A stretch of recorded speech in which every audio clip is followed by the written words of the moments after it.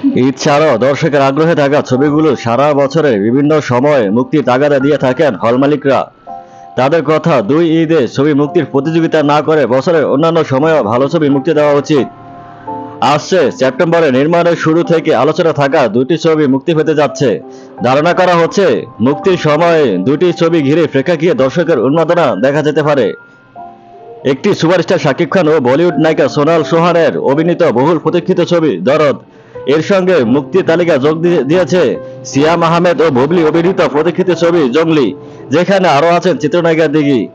দরদের নির্মাতা অনন্য মামুন আগেই তার ছবি মুক্তির ঘোষণা জানিয়েছেন 6 সেপ্টেম্বরে দরদ মুক্তি পাবে।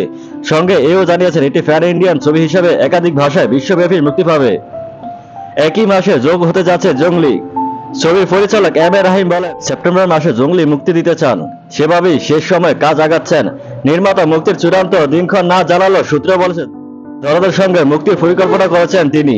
প্রস্তুতি সেভাবেই চলেছে। দরদের সঙ্গে যদি সত্যি জঙ্গলির মুক্তি পায়, তবে একই দিনে দুই মুভির মুক্তিতে বিগ ক্লাশ হতে পারে। এতে করে সিনেমা নিয়ে ফের জমে উঠবে আলোচনা, কারণ অনলাইনে শাকিব খানের সবচেয়ে বড় ফ্যান বেজ তার নতুন ছবির জন্য মুখিয়ে থাকে। অন্যদিকে সিয়ামের ভক্তরাও দীর্ঘদিন পর তার আবার পর্দায় দেখতে যাচ্ছেন। তাই একই সঙ্গে দরদ ও জঙ্গলির মুক্তির বিষয়ে দেখছেন সিনেমা সংশ্লিষ্টরা।